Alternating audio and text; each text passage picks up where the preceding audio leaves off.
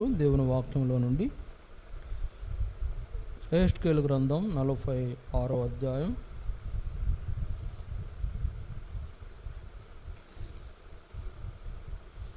యెహెజ్కేలు గ్రంథం 46వ అధ్యాయం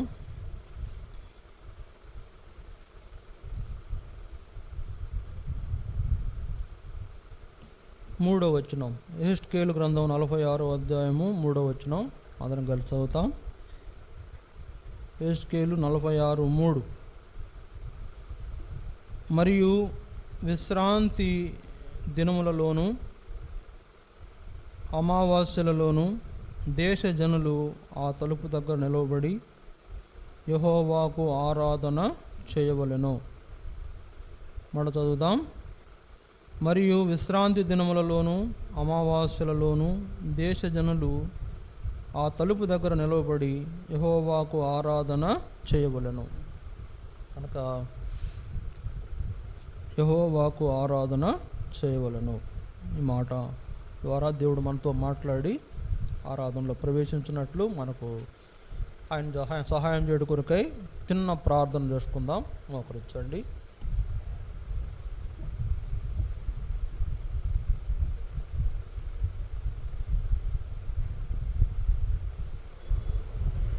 ప్రేంగల పరలోక తండ్రి, పరిశుద్ధుడు అయిన దేవాని స్తోత్రాలు. సమయంలో మరో పర్యాయం నీ పాదాలు చెందుకొస్తున్నాము ప్రభా. ఈ దినము మీ సన్నిధికి మిమ్మల్ని ఆరాధించడం కొరకు మమ్మల్ని తీసుకొచ్చినందుకు వందనాలు. మీ ఏర్పాటును బట్టి మీ బిడ్డలుగా మమ్మల్ని బలపరిచి ఈ పరిచర్యలో సహాయం చేయండి. ఆరాధించడం కొరకు మమ్మల్ని సిద్ధపరచము. ప్రతి ఒక్కరిని ప్రభువా వాక్యం ద్వారా మిమ్మల్ని ఆరాధించినట్లుగా మరి ప్రతి ఒక్కరిని సిద్ధపరచమని ప్రార్థిస్తున్నాం. వాక్యం మాకు అనుగ్రహించండి. చదవబడిన లేఖన భాగాన్ని బట్టి మరిన్ని ఎక్కువైన విషయాలు మేము గమనించుకొని వాక్య వెలుగులను ఆరాధించినట్లు మమ్మల్ని సిద్ధపరచమని ప్రార్థన చేస్తున్నాం. తోడుగా ఉండండి. మీ దాసయాలను కూడా బలపరచము. మీ ప్రజలకు కావలసిన మాటలు నా నోటిని వాడుకొని మీరు వెల్లడి చేయవలసిందిగా కోరుకోండి. అందరినీ వాక్య ప్రకారం ఆరాధించినట్లు సిద్ధపరచమని ప్రార్థిస్తూ మహిమ, ఘనత, స్తుతి, ప్రభావాలు మీకే ఆరోపిస్తూ ఎవరైనా మీ సన్నిధికి రావాల్సిన వారు ఉంటే ఇప్పటికీ ఆలస్యమైంది ప్రభా, వారు కూడా సకాలంలో మీ సన్నిధికి చేరుకోవడానికి కూడా సహాయం చేశారు. యేసుక్రీస్తు వారి శ్రేష్టమైన నామమున మిమ్మల్ని స్తుతిస్తూ ప్రార్థించి వేడుకొనుచున్నాము తండ్రి. ఆమేన్.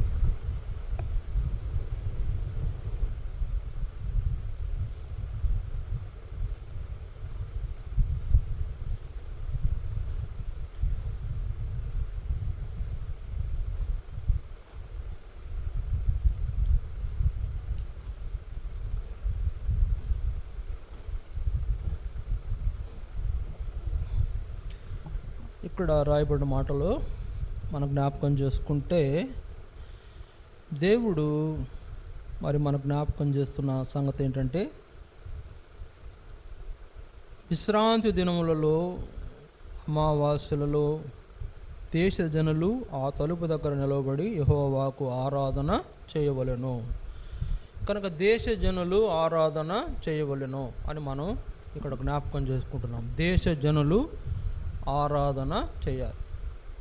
దేవుడు నిర్ణయించిన ఆ విషయము మనము మన జీవితాల్లో జరిగించేవారుగా ఉండాలి.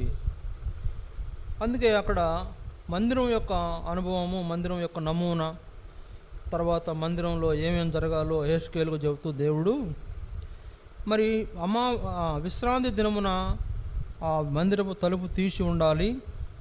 తర్వాత విశ్రాంతి దినముల్లో కానీ అమావాస్యల్లో కానీ దేశ జనులు తలుపు దగ్గర నిలవబడి యెహోవాకు ఆరాధన చేయాలి. కనుక దేవునికి ఆరాధన చేయటం అనేది మరి దేవుడే కోరాడు.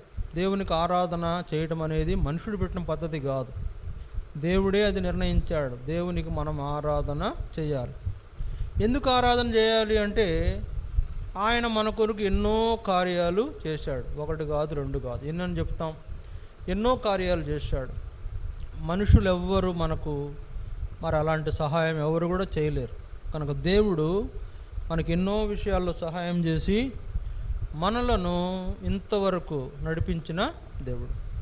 లేకపోతే ఇంకొక మాట మనం జ్ఞాపకం చేసుకుంటే అన్నిటికంటే ప్రాముఖ్యమైంది ఆయన రక్షణ కార్యాన్ని దేవుడు మనలో జరిగించటం అనేది చాలా గొప్ప విషయం. యేసు ప్రభువుని కలువరి శిలువలో బలిగా అర్పించుట ద్వారా ఆయన మనల్ని రక్షించుకుంటూ వచ్చాడు.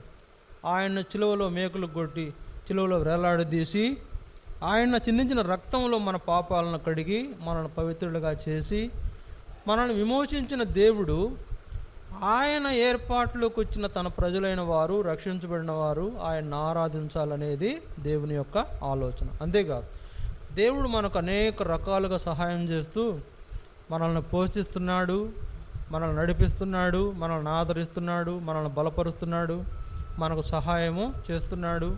అన్ని విషయాల్లో దేవుడు మనకు తోడుగా ఉంటున్న కారణం చేత మనం దేవుణ్ణి ఆరాధించవలసిన వారుగా ఉన్నాం. దేవుడు కోరుతున్నాడు, విశ్రాంతి దినములలో జనులు నా యొక్క సన్నిధికి వచ్చి నన్ను ఆరాధన చేయాలని కోరాడు. కనుక ఆయన మన కొరకు ఎన్ని కార్యాలు ఎన్ని చేశాడో కూడా లెక్క పెట్టుకోలేనన్ని కార్యాలు దేవుడు మన కొరకు జరిగించాడు. లెక్క లేనన్ని అద్భుతాలు చేశాడు మన జీవితంలో. కనుక వాటన్నిటిని బట్టి మనం ఏం చేయాలా? దేవుణ్ణి ఆరాధించాలంటే ఎలాంటి అనుభవంలో ఆరాధిస్తాము? ఎట్లా ఆరాధిస్తాము? దేవుణ్ణి ఎలా ఆరాధించవచ్చు చెప్పండి? రకరకాలుగా దేవుణ్ణి ఆరాధించవచ్చు. అయితే అన్నిటికంటే ప్రాముఖ్యంగా దేవుణ్ణి ఆరాధించే విషయంలో 3 విషయాలు ఖచ్చితంగా మన జీవితంలో జరగాలి. అంటే 3 విషయాలను బట్టి, లేకుంటే 3 మరి ఆ యొక్క విధాలుగా దేవుణ్ణి మనము ఆరాధిస్తాం. చూడండి, అందుకనే ఏ విధంగా ఆరాధిస్తామంటే 103వ కీర్తన 1వ వచనంలో ఉన్న ప్రకారం ప్రాణముతో దేవుణ్ణి ఆరాధిస్తాం. చూడండి, 103వ కీర్తన 1వ వచనం ప్రకారం దేవుణ్ణి ఎలా ఆరాధిస్తామంట? ప్రాణముతో. చూడండి, అందుకని 103:1 కీర్తన 103:1 నా ప్రాణమా యెహోవాను సన్నుతించుము, నా అంతరంగమునున్న సమస్తమా ఆయన పరిశుద్ధ నామమును సన్నుతించుము. కానీ ఇక్కడ గమనించండి, ఆయన అంటున్నాడు, దేవుడు అంటున్నాడు, ఏమంటున్నాడు? నా ప్రాణమా యెహోవాను సన్నుతించుము. ప్రాణము ద్వారా లేదా తన ప్రాణముతో దేవుణ్ణి ఆరాధిస్తున్న దావీదు. ఎందుకు? ఆయన అన్నాడు 103వ కీర్తనలో నా ప్రాణమా యెహోవాను సన్నుతించుమని ఆరాధిస్తున్న అనుభవంలో ఉన్న దావీదు 23వ కీర్తనలో 3వ వచనంలో ఏమన్నాడు? 3వ వచనంలో నా ప్రాణమునకు ఆయన సేద తీర్చుచున్నాడు అని. ఎందుకు తన ప్రాణంతో దేవుడిని ఆరాధిస్తున్నాడు దావీదు అంటే, దావీదు యొక్క జీవితంలో ఈ అనుభవం ఉంది. ఏంటంట? నా ప్రాణమునకు ఆయన సేద తీర్చుచున్నాడు. కనుక దావీదు యొక్క ప్రాణమునకు సేద తీర్చిన దేవుడు, లేకపోతే ఆయన ప్రాణాన్ని కాపాడిన దేవుడు. అందువలన దావీదు తన ప్రాణం చెప్తున్నాడు, నా ప్రాణమా యెహోవాను సన్నుతించుము, ఆయన చేసిన ఉపకారములలో దేనిని మరువకుము. కాబట్టి ప్రాణముతో దేవుణ్ణి ఆరాధిస్తున్న దావీదు తన ప్రాణముతో చెప్తున్నాడు, నా ప్రాణమా యెహోవాను ఆరాధించు, ఆయన నీకు ఎన్నో ఉపకారాలు చేశాడు. కనుక ప్రాణంతో ఆరాధిస్తున్న దావీదు. రెండవది చూడండి, యోహాను సువార్త 4వ అధ్యాయము 23వ వచనం. యోహాను సువార్త 4వ అధ్యాయము 23వ వచనం. యోహాను సువార్త 4:23 ఏముంది అక్కడ? అయితే యథార్థముగా ఆరాధించువారు ఆత్మతోనూ సత్యముతోనూ తండ్రిని ఆరాధించు కాలము వచ్చుచున్నది, అది ఇప్పుడును వచ్చేయున్నది, తన్ను ఆరాధించువారు అట్టివారే కావాలని తండ్రి కోరుచున్నాడు. ఇక్కడ జ్ఞాపకం చేయబడుతున్న రెండవ సంగతి ఏంటంట? ఆత్మతో ఆరాధించుట. మొదటి సంగతి ఏంటి? ప్రాణముతో ఆరాధించుట. రెండవ సంగతి ఏంటంటే ఆత్మతో ఆరాధించుట. అందుకే యేసుప్రభు చెప్తున్నాడు, సమరయ స్త్రీతో చెప్తున్నాడు, ఏమని చెప్తున్నాడు? అయితే యథార్థముగా ఆరాధించువారు ఆత్మతోనూ సత్యముతోనూ తండ్రిని ఆరాధించు కాలము వచ్చుచున్నది, అది ఇప్పుడును వచ్చేయున్నది, తన్ను ఆరాధించువారు అట్టివారే కావాలని తండ్రి కోరుచున్నాడు. సమరయ స్త్రీతో యేసుప్రభు చెబుతున్న మాట. ఈ కాలంలో మనం దేవుణ్ణి ఎలా ఆరాధించాలంటే ఆత్మతో ఆరాధించాలి, యథార్థముగా ఆరాధించాలి, ఆత్మతో ఆరాధించాలి. యథార్థమైన ఆరాధన దేవునికి మనము ఆరాధన అర్పించాలి. చూడండి, మొదట దావీదేమో ప్రాణంతో ఆరాధించాడు, కానీ ఇక్కడేమో సమరయ్య స్త్రీతో యేసుప్రభు చెబుతూ మీరు నన్ను ఆరాధించడం ఎట్లా అంటే ఆత్మతో ఆరాధించండి అని చెప్తున్నాడు. కనుక మనం ప్రాణంతో దేవుణ్ణి ఆరాధిస్తాము, తర్వాత ఆత్మతో ఆరాధిస్తాం. సమరయ్య స్త్రీ ఆత్మలో ఏం లేదంట, యథార్థం లేదు, సత్యం లేదు. అందుకని ఆయన చెప్తున్నాడు, యేసుప్రభు చెప్తున్నాడు సమరయ్య స్త్రీకి ఏమని చెప్తున్నాడు, అయితే యథార్థముగా ఆరాధించాలి అని చెప్తున్నాడు, ఆత్మతో సత్యంతో ఆరాధించాలని చెప్తున్నాడు. కనుక ఇలాంటి అనుభవంలో మనం దేవుణ్ణి ఆరాధించుట అనేది చాలా ప్రాముఖ్యమైన సంగతి. చూసారా, దేవుణ్ణి ఎలా ఆరాధించాలని అనే దాంట్లో మొదటిదేమో ప్రాణముతో ఆరాధిస్తాము, రెండవది ఎలా ఆరాధిస్తాము, ఆత్మతో ఆరాధిస్తాం, రెండవది ఆత్మతో ఆరాధిస్తాం. మూడవది మనం జ్ఞాపకం చేసుకుంటే 1 కొరింథీ 6వ అధ్యాయం 19-20 వచనాలు. 1 కొరింథీ 6వ అధ్యాయము 19-20 వచనాలు. ఆ మాటలు చూడండి. 1 కొరింథీ 6:19-20 వచనాలు. మీ దేహము దేవుని వలన మీకు అనుగ్రహింపబడి మీలోనున్న పరిశుద్ధాత్మకు ఆలయమై ఉన్నదని మీరు ఎరుగరా? మీరు మీ సొత్తు కాదు, విలువ పెట్టి కొనబడిన వారు కనుక మీ దేహముతో దేవుని మహిమపరచుడి అని. కనుక 1 కొరింథీ 6:19-20లో వ్రాయబడిన మాట ప్రకారం మీ దేహముతో దేవుణ్ణి ఆరాధించాలి అంటే ఎవరు చెప్తున్నాడు? విశ్వాసులు చెప్తున్నాడు, విశ్వాసులందరికీ చెప్తున్నాడు. ఏమని చెప్తున్నాడు? మీ దేహము విలువైనది కనుక మీ దేహము పరిశుద్ధాత్మకు ఆలయము కనుక మీరు ఏం చేయాలా? మీ దేహముతో దేవుణ్ణి ఆరాధించాలి అని చెప్తున్నాడు.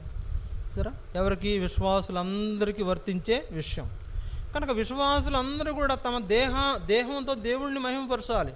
కొంతమంది విశ్వాసులు ఏం చేస్తుంటారంటే వారి దేహంతో వారు దేవుణ్ణి మహిమపరచరు. వారి దేహంతో ఏం చేస్తారు? వారు అలంకరించుకుంటారు, వారి దేహాన్ని అలంకరించుకుంటారు, వారి దేహాన్ని మరి చెడుగా మార్చుకుంటారు. కొంతమంది చెడుగా మార్చుకుంటారు. చూసారు, అనేక మంది దినాల్లో పచ్చబొట్లు వేస్తుంటారు. కొంతమందిని చూస్తే ఇదంతా ఉంటాయి, ఏంట్రా నాయన అంటే అది మరి పచ్చబొట్లు పొడిపించుకుంటున్నారు, అంటే టాటూస్ అంటారు కదా, అవి వేసుకుంటున్నారు. కనుక దేవునికి మహిమ రావట్లేదు దానివల్ల. అందువల్ల దేవుడు ఏమంటున్నాడంటే మీ కొరకు నా దేహం నలగొట్టబడింది కనుక మీ కొరకు నా దేహం నలగొట్టబడి నా రక్తం చిందించబడినందున నేను మిమ్మలను నా రక్తం ఇచ్చి కొన్నాను కనుక ఏమన్నా విలువ పెట్టి కొన్నాను నేను మిమ్మల్ని. అందుకని ఏమేం చేయాలి? మీరు మీ దేహంతో నన్ను ఆరాధించాలని చెప్తున్నాడు. కనుక 3 విషయాలు మనం చూసాం. ఎట్లా ఆరాధిస్తాం దేవుణ్ణి? ప్రాణంతో, ఆత్మతో, దేహంతో మనం దేవుణ్ణి ఆరాధిస్తాం. ప్రాణంతో, ఆత్మతో, దేహంతో దేవుణ్ణి ఆరాధిస్తాం. సరే, ఈ ప్రాణము, ఆత్మ, దేహంతో మనం ఆరాధిస్తాం. సరే, ఏ రీతిగా ఆరాధించాలి? ఏ రీతిగా ఆరాధిస్తే ఆయనకు ఆరాధన అంగీకారంగా ఉంటుంది? ఒక 4 సంగతులు చూసుకుంటాం. చూడండి, మొట్టమొదటిదిగా మనం చూసుకుంటే దేవుని వాక్యంలో ఏ సంగతులను బట్టి మనం దేవుణ్ణి ఆరాధిస్తామో ఒక 4 విషయాలు మనం గమనించుకుంటాం. మొదటిదిగా దేవుని వాక్యంలో 95వ కీర్తన 7వ వచనం. 95వ కీర్తన 7వ వచనం చూడండి. 95వ కీర్తన 7వ వచనం. రండి, అంతే కదా, రండి నమస్కారం చేసి సాగిలపడుదము, మనలను సృజించిన యెహోవా సన్నిధిని మోకరించుదము. ఎలా ఆరాధన చేస్తామంట? ఎలా ఆరాధన చేస్తాం? ప్రాణము, ఆత్మ, దేహంతో ఆరాధన చేస్తాం. కానీ ఆ ప్రాణ, ఆత్మ, దేహాలతో చేసే ఆరాధన ఎలాంటిదై ఉండాలంటే నమస్కారం చేసి సాగిలపడేదిగా ఉండాలి. నమస్కారం చేసి సాగిలపడి ఆరాధించేవారుగా మనం ఉండాలి. కనుక ప్రాణాత్మ దేహాలతో మనం దేవుణ్ణి ఆరాధించే అనుభవంలో మొదటిది ఏంటంటే నమస్కారం చేసి సాగిలపడి ఆరాధించుట. కనుక దేవునికి నమస్కరించాలి. చూసారా, లోకంలో మనుషులు ఎవ్వరికీ నమస్కారం చేయకూడదు. చాలామంది లోకంలో మనుషులకు నమస్కారం చేస్తారు, నమస్కారం అండి అంటారు కదా, అట్లా అనకూడదు. ఎందుకంటే నమస్కారం అనేది దేవునికే చెందిద్ది, నమస్కారం అనేది ఆయనకే చేయాలి. ఒకవేళ మనం బయట వాళ్ళని ఎవరైనా పలకరించాలనుకుంటే వందనాలు అని పలకరించాలి, అంతేగాని నమస్కారం మనుషులకు చెందింది కాదు. కనుక జ్ఞాపకం చేసుకుంటాం, దేవునికి మనం ఎలాంటి ఆరాధన చేయాలంట? మన ప్రాణాత్మ దేహాలతో చేసే ఆరాధనలో మొదటిది ఎలాంటి ఆరాధన ఉండాలి? నమస్కరించి ఆరాధించేవారుగా ఉండాలి. మన ప్రాణము, మన ఆత్మ, మన దేహం కూడా దేవునికి నమస్కారం చేసి ఆరాధించే అనుభవము మన జీవితంలో కలిగి ఉండాలనేది దేవుడు జ్ఞాపకం చేస్తున్నాడు. ఇది మొదటిది. రెండవది చూడండి, ఎలాగా మన ప్రాణాత్మ దేహాలతో దేవుడిని ఆరాధిస్తామో. రెండవ సంగతి ఎఫెసీ పత్రిక 5వ అధ్యాయం 19వ వచనం. ఎఫెసీ 5వ అధ్యాయం 19వ వచనం చూడండి. ఎఫెసీ 5:19. ఒకరినొకడు కీర్తనలతోనూ సంగీతములతోనూ ఆత్మ సంబంధమైన పాటలతోనూ హెచ్చరించుచు మీ హృదయములలో ప్రభువును గూర్చి పాడుచు కీర్తించుచు, మన ప్రభు అయిన యేసుక్రీస్తు పేరట సమస్తమును గూర్చి తండ్రి అయిన దేవునికి ఎల్లప్పుడూ కృతజ్ఞతాస్తుతులు చెల్లించుడి అని వ్రాయబడింది. ఇక్కడ రెండోదికి మనం చూస్తున్నాం ఎలాగ మనము మన ప్రాణాత్మ దేహాలతో దేవుడిని ఆరాధిస్తామంటే, మొదటిదేమో నమస్కారం చేసి సాగిలపడి ఆరాధిస్తాము. రెండవదేమో సంగీతములతో పాటలతో ఆరాధిస్తాం.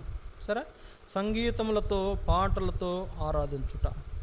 సరే, కొంతమంది సంగీతాలు రావు కాబట్టి చప్పట్లు కొట్టైనా ఆరాధించవచ్చు, చప్పట్లు కొట్టి ఆరాధించవచ్చు. కనుక దేవుణ్ణి మన ప్రాణాత్మ దేహాలతో ఆరాధించే అనుభవంలో రెండవ అనుభవం ఏంటంటే, పాటలు పాడుకుంటూ సంగీతములతో మనం దేవుణ్ణి ఆరాధించాలి. పాటలు పాడాలి. దేవుని పిల్లలు వచ్చి మందిరంలో ఊరికే అట్లా కూర్చుంటే కాదు. చూడండి, ఒక పదం, ఒక మాట ముందు రాకపోయినా పదే పదే మనం ఎవరైనా మాట్లాడుతున్నప్పుడు వింటే వచ్చేస్తుంది కదా. ముందు మనకు రాకపోయినా ఆ పదం ఎవరైనా పదే పదే ఆ మాట అంటున్నారు అనుకోండి, వచ్చేస్తుంది. కానీ అట్లనే పాటలు కూడా వచ్చేస్తాయి. నేర్చుకోవాలి. నేర్చుకుని మందిరంలో మన ప్రాణము, ఆత్మ, దేహంతో దేవుణ్ణి ఆరాధించే మరొక అనుభవం ఏంటంటే, పాటలతోనూ సంగీతములతోనూ కీర్తనలతోనూ దేవుణ్ణి ఆరాధించాలి. ఇది మన ప్రాణాత్మ దేహాలకు ఈ రెండవ అనుభవం కూడా చాలా అవసరమని దేవుడు జ్ఞాపకం చేస్తున్నాడు. ఇది రెండవది. మూడవది చూడండి, దేవుని వాక్యంలో మూడో సంగతి మనం జ్ఞాపకం చేసుకుంటే,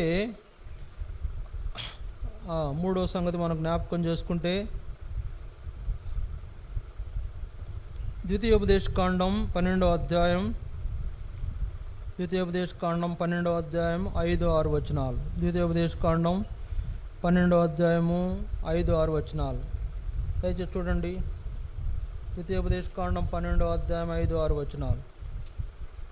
ఆ మాటలు గమనించండి. మీ దేవుడైన యెహోవా మీ సమస్త గోత్రములలో తన నామమును స్థాపించుకున్నటకు నివాస స్థానముగా ఏర్పరచుకుని స్థలమును వెదికి అక్కడికే యాత్రలు చేసుండవలెను. అక్కడికే మీరు మీ దహన బలులను, మీ బలులను, మీ దశమ భాగములను, ప్రతిష్ఠితములుగా మీరు చేయు నైవేద్యములను, మీ మృక్కుబడి అర్పణములను, మీ స్వేచ్ఛార్పణములను, పశువులలోను గొర్రెల మేకలలోను తొలిసూలు వాటిని తీసుకొని రావలెను. ఇక్కడ మన జ్ఞాపకం చేయబడుతున్న మూడవ సందర్భం, మన అర్పణలు అర్పించుట ద్వారా ఆరాధించాలి. అర్పణ అర్పించుట ద్వారా ఆరాధించాలి. ఏం అర్పించాలంట? ఏం తీసుకురామంటున్నాడు దేవుడు? ఏమంటున్నాడు? మీ దహన బలులు, మీ బలులు, మీ దశమ భాగాలు, ప్రతిష్ఠితములుగా మీరు చేయి నైవేద్యాలు, మీ మొక్కుబడులు, మీ అర్పణలు, మీ స్వేచ్ఛార్పణలు, పశువులలోను గొర్రె మేకలలోను తొలిసూలు వాటిని మీరు తీసుకొని రావలెను. కనుక దేవునికి అర్పణ అర్పించి ఆరాధించాలి. గుర్తుపెట్టుకోండి, దేవునికి అర్పణ అర్పించి ఆరాధించాలి. కనుక మన ప్రాణాత్మ దేహాలను దేవునికి అర్పిస్తాము. అదే సమయంలో మనకు దేవుడిచ్చినటువంటి వాటిలో నుండి ఆయన భాగాన్ని ఆయన తీసుకొచ్చి అర్పించి ఆరాధించడం అనేది కూడా మన జీవితంలో ఉండాలి అని దేవుడు కోరుతున్నాడు. మూడవది, అర్పణలు అర్పించుట ద్వారా ఆరాధన చెల్లించాలి. మొదటిదిగా మన ప్రాణాత్మ దేహములతో దేవుడిని ఆరాధించడంలో మొదటిదిగా మనం ఏం చూసాం? నమస్కారం చేసి సాగిలపడి ఆరాధించాలని చూసాం. రెండవది ఏం చూసాం? మన యొక్క సంగీతములతో, పాటలతో, కీర్తనలతో ఆరాధించాలని చూసాం. మూడవది ఏం చూసాం? అర్పణలు అర్పించి దేవుణ్ణి ఆరాధించాలని మనం చూసాం. నాలుగవది, చివరిదిగా 2వ దినవృత్తాంతాలు 29వ అధ్యాయం 11వ వచనంలో ఒక మాట చదువుకుందాం. 2వ దినవృత్తాంతాలు 29వ అధ్యాయము 11వ వచనం. నా కుమారులారా, తనకు పరిచారకులయ్యుండి ధూపము వేయుచుండుటకును తన సన్నిధిని నిలుచుటకును తనకు పరిచర్య చేయుటకును యెహోవా మిమ్మల్ని ఏర్పరచుకొనెను గనుక మీరు అశ్రద్ధ చేయకుడి. 4వది ఎలాగ ఆరాధిస్తామంటే దేవుని పరిచర్యలో మనం పాలు పొందుట ద్వారా ఆరాధిస్తాం. దేవుని పరిచర్యలో, దేవుని పనులలో మనం పాలు పొందుట కూడా ఆరాధించుటలో భాగమే. అక్కడ అంటున్నాడు, నా కుమారులారా తనకు పరిచారకులై ఉండి ధూపము వేయుచుండుటకును తన సన్నిధి నిలుచుటకును తనకు పరిచర్య చేయుటకును యెహోవా మిమ్మును ఏర్పరచుకొనెను గనుక పరిచర్య చేసి దేవుణ్ణి ఆరాధించాలి అని జ్ఞాపకము చేయబడతాం. కనుక దేవుడు అంటున్నాడు, యెహెజ్కేలు 46:3 ఏమంటున్నాడు, జనులు నా సన్నిధిని మరి నన్ను ఆరాధించవలెను అని కోరుతున్న దేవుడు ఎలాంటి అనుభవంలో మనం ఆరాధించాలని కోరాడు అంటే ఆత్మతో, ప్రాణముతో, ఆత్మతో, దేహముతో ఆరాధించాలని కోరాడు. ఈ ప్రాణ, ఆత్మ, దేహముల యొక్క ఆరాధన ఏ రీతిగా ఉండాలని కోరుతున్నాడంటే 95వ కీర్తన 7వ వచనంలో నమస్కారం చేసి సాగిలపడి ఆరాధించాలని కోరుతున్నాడు. తర్వాత ఎఫెసీ 5వ అధ్యాయం 19వ వచనంలో పాటలతో, సంగీతములతో, కీర్తనలతో ఆరాధించాలని కోరుతున్నాడు. ద్వితీయోపదేశకాండం 12వ అధ్యాయం 5-6 వచనాల్లో అనేక రీతులుగా మన అర్పణలు అర్పించి ఆరాధించాలని కోరుతున్నాడు. 4వదిగా చివరిగా మనం ఆయన పనుల్లో పాలు పొందుట ద్వారా ఆయన్ని ఆరాధించాలని దేవుడు కోరుతున్నాడు. ఆయన పరిచర్యలో మనం పాలు పొందుట ద్వారా ఆయన ఆరాధించాలని దేవుడు కోరుతున్నాడు. కనుక దేవుడు దేశ జనులు విశ్రాంతి దినముల యందు దేశ జనులు వచ్చి ఏం చేయాలా, నా సన్నిధిని నన్ను ఆరాధింపవలెను అని కోరిన దేవుడు ఈ రకంగా మనం ఈ వాక్యపు అనుభవంలో మనం ఆయన ఆరాధించాలని ఆయన జ్ఞాపకం చేస్తుండగా అలాంటి అనుభవంలోకి వస్తాం, మనం ప్రభువుని ఆరాధిస్తాం. దయచేసి ఒకరి తర్వాత ఒకరు ఆ వాక్యాన్ని పట్టుకుని ఆధారం చేసుకుని ఆరాధించండి.